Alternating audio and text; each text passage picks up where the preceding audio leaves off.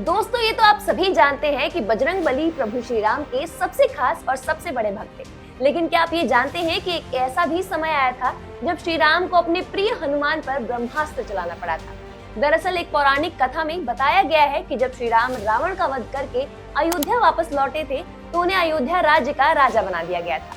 वहीं एक दिन दरबार में एक सभा का आयोजन किया गया जिसमें सभी वरिष्ठ गुरु और देवतागण भी आए थे। श्री राम के दरबार में हो rही सभा में एक चर्चा बहुत ही ज्यादा फैल रही थी। सभी के मन में एक सवाल था कि प्रभु श्री राम ज्यादा शक्तिशाली हैं या फिर उनका नाम। वहीं सभा में ज्यादातर बैठे लोगों का मानना ये था कि श्री राम ही सबसे ज्यादा शक्तिशाली हैं, लेकिन नारद जी श्री राम के नाम को ज्यादा ताकतवर बता रहे थे, पर उनकी इस बात से कोई भी सहमत नहीं था। वही सभा में दूर से बजरंगबली इस पूरे वाद विवाद को सुन रहे थे। जैसे ही दरबार की सभा समाप्त हुई तो नारद मुनि ने कुछ ऐसा किया जिसने एक अजीबोगरीब स्थिति खड़ी कर दी। उन्होंने पवन पुत्र हनुमान जी से सभी ऋषि मुनियों को नमस्कार करने को कहा, लेकिन सिर्फ और सिर्फ ऋषि विश्वामित्र को प्रणाम करने से मना कर दिया। जिसके बाद उन्होंने ये सवाल भी किया कि आखिर आप मुझे ऐसा करने का आदेश क्यों दे रहे हैं, इसके पीछे असल कारण क्या है।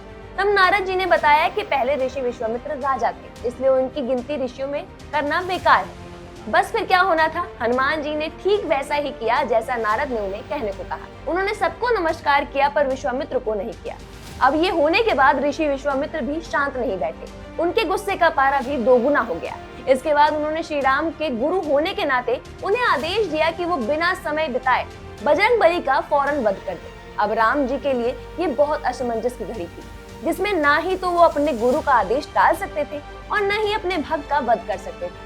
लेकिन फिर भी एक कठिन फैसले पर आए, जिसके चलते उन्होंने हनुमान जी का वध करने का फैसला किया। जैसे ही हनुमान जी को ऋषि विश्वामित्र के आदेश के बारे में पता चला तो उन्होंने नारद मुनि से इतनी बड़ी समस्या का समाधान पूछा। तब नारद जी ने बजरंगबली को सलाह दी कि जैसे ही उनका वध करने के लिए श्री राम आए तो वो सिर्फ नाम का जप करना शुरू कर दे। अब हनुमान जी ने एक बार ठीक वैसा ही किया जैसा नारद जी ने उन्हें करने को कहा। उन्होंने राम नाम का जप करना शुरू कर दिया। वहीं दूसरी तरफ राम जी भी अपने गुरु के आदेश की इज्जत रखते हुए बजरंगबली पर बाण चला बैठे। लेकिन बजरंगबली ठहरे उन्हीं के अनन्य भक्त। वो लगातार सच्चे मन से राम नाम का माला जपते रहे, जिसके चलते श्री राम के प्रहार का उन पर कोई भी असर नहीं हुआ। राम जी भी समझ नहीं पा रहे थे कि ऐसा कैसे हो रहा है। तभी भगवान राम ने अपने परम भक्त पर सबसे शक्तिशाली शस्त्र यानी कि ब्रह्मास्त्र का इस्तेमाल किया।